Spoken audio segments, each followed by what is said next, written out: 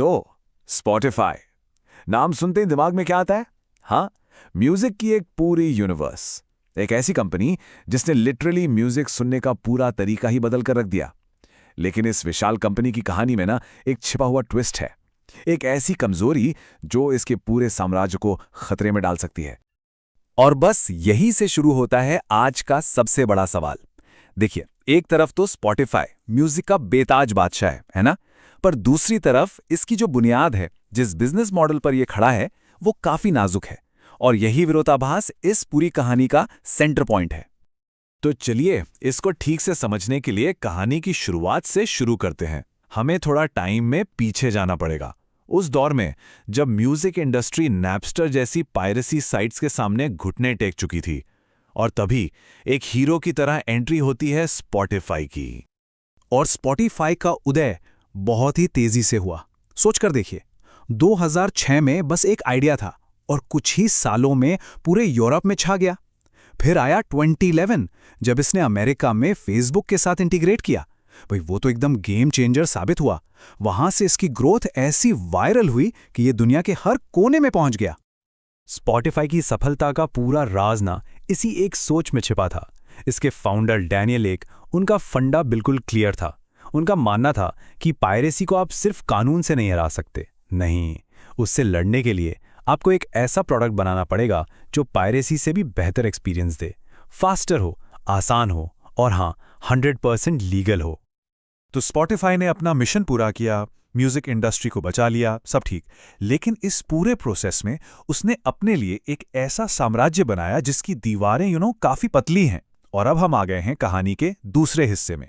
यहां हम देखेंगे स्पॉटिफाई के जबरदस्त स्केल और उसके खतरनाक बिजनेस मॉडल के बीच की टक्कर। सबसे पहले जरा इसके स्केल को देखिए, 69.6 करोड़, मतलब लगभग 70 करोड़ मंथली एक्टिव यूजर्स। जरा सोचिए इस नंबर के बारे में। यह साफ बताता है कि मार्केट में स्पॉटिफाई का दबदबा कितना ज्यादा है। यह सिर्फ एक म्यूजिक ऐप नहीं है, यह एक ग्लोबल फिनोमेना बन चुका है।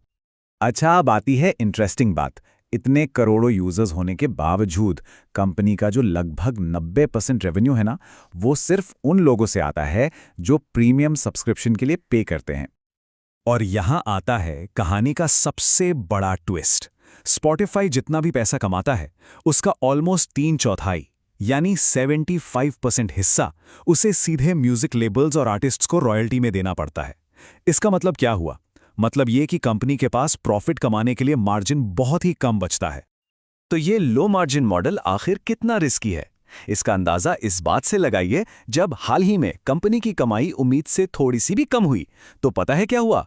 इन्वेस्टर्स ने एक ही दिन में, आई रिपीट, एक ही दिन में उसके मार्केट वैल्यू से $16 अरब निकाल लिए। ये दिखाता है कि इन्वेस्टर्स इस मॉडल की लॉन्ग टर्म स्टेबिलिटी को लेकर कितने परेशान हैं।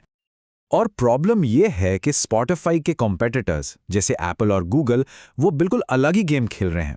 उनके लिए उनका म्यूजिक प्लेटफॉर्म पैसा कमाने का जरिया नहीं है, वो एक लॉस लीडर है। मतलब उनका असली मकसद है लोगों को अपने महंगे फोन्स बेचना और अपने इकोसिस्टम में लॉक करके रखना।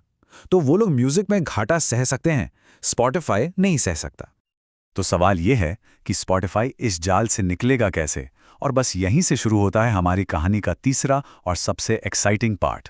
एक बोल्ड आइडिया कि कैसे स्पॉटिफाई सिर्फ एक म्यूजिक प्लेयर से कहीं ज्यादा बन सकता है, एक ऐसा किला जिसे कोई तोड़ ना सके।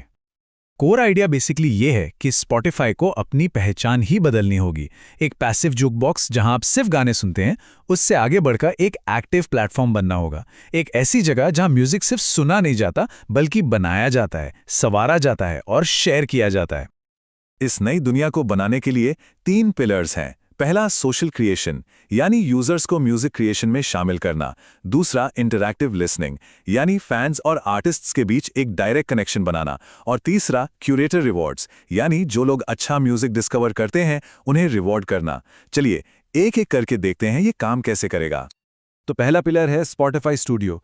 जरा इमेजिन कीजिए, अगर हर यूजर ऐप के अंदर ही अपने फेवरेट गानों को रीमिक्स कर पाए, उनके स्पीड अप वर्जन्स या मैशअप्स बना पाए। इससे क्या होगा? जो पैसिव लिसनर्स हैं वो एक्टिव क्रिएटर्स बन जाएंगे, वो म्यूजिक कल्चर का एक हिस्सा बन जाएंगे, सिर्फ कंज्यूमर नहीं। दूसरा पिलर है लाइव जैम्स। ये बेसिकली आर्टिस्ट्स और उनके सुपर फैंस के बीच एक real time interactive audio session होगा। सोचिए, फैंस लाइव चैट कर सकते हैं, गानों की रिक्वेस्ट कर सकते हैं और अपने फेवरेट क्रिएटर्स को डायरेक्टली टिप भी दे सकते हैं। ये जो अकेले अकेले सुनने का एक्सपीरियंस है, ये एक एक्टिव कम्युनिटी इवेंट बन जाएगा। और फाइनल तीसरा पिलर है रेप्यूटेशन इंजन। ये एक ऐसा सिस्टम होगा जो उन प्रभावशाली क्यूरेटर्स को पहचानेगा और रिवॉर्ड करेगा जो बेहतरीन प्लेलिस्ट बनाते हैं, नए आर्टिस्ट को खोजते हैं। इन वेरीफाइड क्यूरेटर्स को प्रोफेशनल टूल्स मिलेंगे, मोनेटाइजेशन के ऑप्शंस मिलेंगे। बेसिकली जो टेस्ट मेटर्स हैं उन्हें प्लेटफॉर्म पर फर्स्ट क्लास क्रिएटर का दर्जा दिया जाएगा। तो इन सब चीजों को देखें तो साफ है कि स्पॉटिफाई एक चौराहे पर खड़ा है, एक ऐसे मोड़ पर जहां उसके सामने एक क्लियर चॉइस है जो उसका आने वाला कल, उसका फ्यूचर डिफाइन करेगा। तो देखिए, चॉइस बिल्कुल साफ है। स्पॉटिफाई या तो एक पैसिव यूटिलिटी, एक सिंपल म्यूजिक प्लेयर बना रह सकता है जो हमेशा अपने विशाल कॉम्पिटिटर्स की दया पर रहेगा, या फिर ये वो सेंट्रल प्लेटफॉर्म बन सकता है जहां ऑडियो कल्चर पैदा होता है, एक ऐसी जगह जिसे एप्पल या गूगल सिर्फ पैसे के दम पर कॉपी नहीं कर सकते। तो आखिर में सवाल बस इतना सा है, क्या स्पॉटिफाई ऑडियो का यूट्यूब बन पाएगा, एक ऐसा प्लेटफॉर्म जिसे क्रिएटर्स और यूजर्स चलाते हैं, या फिर यह हमेशा के लिए एक खूबसूरत लेकिन नाजुक सा जूक बॉक्स ही बना रहेगा? इस सवाल का जवाब जो भी हो, वो ऑडियो के फ्यूचर की दिशा तय करेगा।